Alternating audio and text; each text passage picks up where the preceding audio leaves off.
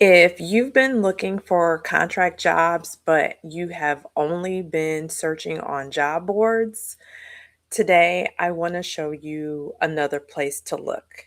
So, today we're going to talk about where to find contract jobs besides or beyond job boards. If you don't know me, my name is Celeste, and I use contract jobs to build income and create freedom. And I teach other Black women, mid career Black women, how to do the same. So um, let me get started. Um, this is going to be sort of a companion to another video I did. Right now, I think it's called How to Find Contract Jobs Through Staffing Agencies. I like to change the names of my video and optimize them. So, right now, that's what it's called. But I'll have it linked for you in the description. So, don't worry.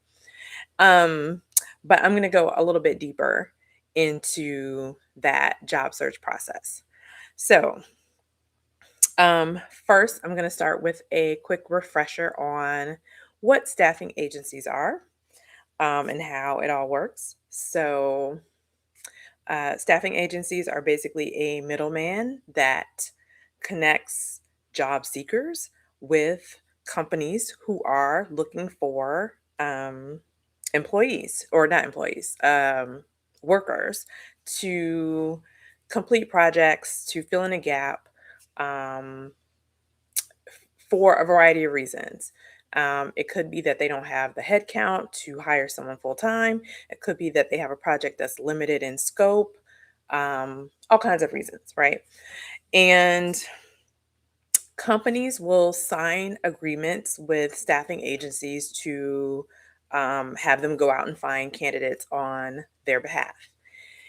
And um, the company is the client, you, the candidate or talent, and then the agency is in the middle. So the agency finds you, the candidate.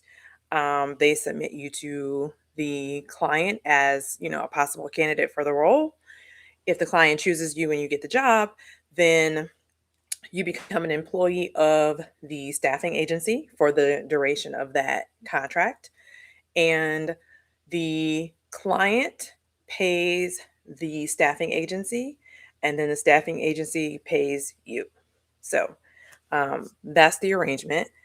Um, and what you see posted as the rate when you look at contract job posts, that's your portion that you get, but just know that behind the scenes, if you see a job that says it pays $60 an hour, um, the client may be paying the staffing agency $100 an hour, and they keep 40 as their margin, or their fee basically for finding you as a candidate, and then you get 60. So that's how it works and what's going on behind the scenes. Um, that will become important later. Um, let me see. Oh, actually, let's just talk about it right now. So, one thing, if you have started looking for contract jobs, and I hope that you have, um, if you're, in the market and looking for income, I hope you've started looking for contract jobs. Um, in the job posting, you may notice, and if you came to the Job Liberation Summit, I showed some examples and talked about this in detail. But you may notice that they don't say who the client is. They'll just have sort of like this mysterious phrasing that says, a financial client in Northern Virginia or whatever, right? And um, the reason they do that is to protect the fee that I just talked about. So, in other words, if they don't want you to go around them and go to the client directly, go to their website and apply and get a contract job directly without them, because then they don't get the fee. Also, you could potentially go to a different staffing agency who is hiring for the same job instead of with them. So those are sort of the mechanics of what's going on behind the scenes. Of course, once you're in consideration for that role, like once you start talking to the agency, they'll tell you who the client is. But that's why when they post it publicly like that, they don't say. Okay, let me see. What else? Oh, I gave that example of a large, what did I say? A large bank based in Northern Virginia. Um, I've been contracting for 10 years now. And so I pretty much know when I read something from my industry who it is. I can tell by the, context clues or whatever. Um, a large bank in Northern Virginia, or a national bank in Northern Virginia, there's only one, that's Capital One. So that's kind of an example of how I use what they say to figure out like, oh, they're talking about this company. Like it's kind of, I'm not gonna say it's easy to figure out, but like with experience, you'll figure that out more easily. Okay. Um, let me see. Oh, so if you during your search, let's say you see that this national bank in Northern Virginia is hiring, let's say, a software developer or whatever. So you see, maybe, I don't know, let's just make up an agency. Aquint has a job that says they're hiring a software developer for a national bank in Northern Virginia. And then you see another listing from Inside Global that says they're hiring a software developer for a national bank in Northern Virginia. They're hiring for the same job. That means that those are two agencies competing to find candidates for the same job. So let's talk about that next. Um, there are So when companies hire or bring on agencies to work with them to find candidates, they can work with multiple different agencies, right? So let's say, for example, that Capital One has 7 agencies that they, have agreements with to go out and find candidates for them. So that's the situation where you'll see the same job from Insight Global and Aquint. I think those are my examples. Um, but sometimes they might say, like, yeah, we work with 7 agencies, but really we've noticed that we get the best candidates from these 3 agencies. These are our favorites. So instead of giving the software development role to all 7 agencies, we're just going to give it to these 3. Those 3 would be considered preferred agencies, right? And so that just means that they get first access to fill those roles before, the rest of the agencies get it. Um, they also could say, you know what? Yes, we have these 7 agencies, but we really like the candidates and the quality of people that this one agency brings us. So we're only going to give them the business for this software developer job. In that case, that agency is an exclusive vendor or an exclusive agency. And why this matters to you is that it means there's less competition, right? There's only that one agency that's out there trying to find candidates. So if you can get your resume into that one agency, you don't have to compete with all the rest of these people um, who have been fielded by all of these different agencies. Like, it increases your chances. So I hope that I explained that clearly. Um, I had no idea this was a thing until a couple of years ago when the agency that I was signing up to work with, or they were, submitting me for a role, and they said, we're a preferred vendor for this client. And I was like, oh, what is that? So just passing on the knowledge. um, and you can just ask them when you're talking to an agency, like, oh, by the way, are you a preferred or exclusive, vendor for this client?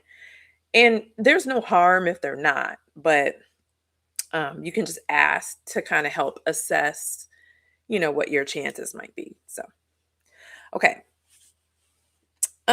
Let me see. Oh, okay. So, if any of you guys have started looking for contract jobs since finding my channel or since seeing me on Marissa Price's channel or Dr. Kamani's channel or at the Job Liberation Summit, please let me know in the comments. I would love to hear how it's going for you, what progress you're making, questions you have, all that kind of stuff. So please leave a comment and let me know. And if you have learned anything new so far watching this video, this would be a good time to click the like button because it will help others who need this information find this video. Okay, thank you. Now, let's get into the other place that I want you to look for jobs besides job boards, and that is staffing agency websites. I've talked about it before, but I'm going to get into a little bit more details. So, this gives you a separate place to search, right? Other than your traditional job boards. Sometimes the agency's own website, so let's take Aquint.com as an example. Aquint may have jobs on their own job, internal job search site that they don't have posted over on LinkedIn. And vice versa. There could be things on LinkedIn that aren't on Aquint's site. So you want to look in both places. And this could be for a variety of reasons. Like sometimes the client doesn't want they don't want this like out in the wild. They kind of want the agent, like their preferred agency, to sort of vet the clients and have everything go through them. And they just want like tighter control over the search process. So that might be one reason. Um, Another reason might be, this is just like my theory. I think that sometimes maybe the smaller agencies, they might be able to get it up on LinkedIn faster than they can get it up on their own agency website. Like if they, depending on like how much they maintain and update their website or how automated or manual it is. So that's like a reason to look on LinkedIn and their website. And it could go the other way too. Like it might be like it's easier for them to get it up on their own website. So they do that. And it might take them a couple days or a week, whatever, to get it over to LinkedIn. So you just want to cover your bases and look in both places because you might not find the same job in both places. Okay. Let me see. Do I have anything else I want to say about that? I talked about the exclusive. I talked about the client might not want it posted broadly. I think I covered that. Okay. Now, when you apply for a job on a staffing agency's website, you have to create a profile in order to do that, usually, right? So, this kind of serves two purposes. So, yes, it's required in order to apply for a specific job that you saw there, but also it now puts you in that agency's database to be matched for future roles if the one you apply to, doesn't pan out. It is also how agencies match you with an internal recruiter based on their specialty. So you submit your software development resume, and their person who handles tech recruiting now has you on the list and on their radar and will reach out to you, right? Um, some agency websites also have like text alerts and email alerts that you can sign up for when a job that matches your background comes in. So you can get like an automatic alert that that there's something that might be a match. So those are all reasons to include staffing agency websites as part of your job search strategy. Okay, so hopefully I have explained to you why it is worth looking on staffing agency websites for contract jobs in addition to job boards. Um, if you found this helpful, again, I would appreciate if you would hit the like button. Consider subscribing to my channel if you are interested in all things contract jobs and designing your life. Um, and I want to remind you that it is not too late to see my talk at the Job Liberation Virtual Summit for Black Women because you can purchase the replay and get my session and all the other wonderful sessions. I will have the link for that in the description. I will also have the link for that um, previous video about how to find contract jobs through staffing agencies in the description for you as well. And if you need some more support in your contract job search, you can book a one-on-one session with me. Um, you can do a Q&A session and just ask questions or bounce questions off of me. Or if you want more of an in-depth strategy personalized for you, then you can sign up for a contract job strategy session and we'll map out like the exact steps and what you need to do and how to position yourself and all that kind of stuff. So, and you can find out more about that at resetwithceleste.com. All right, that's all I have for you guys today. Hope you are doing well, and I will see you in the next video.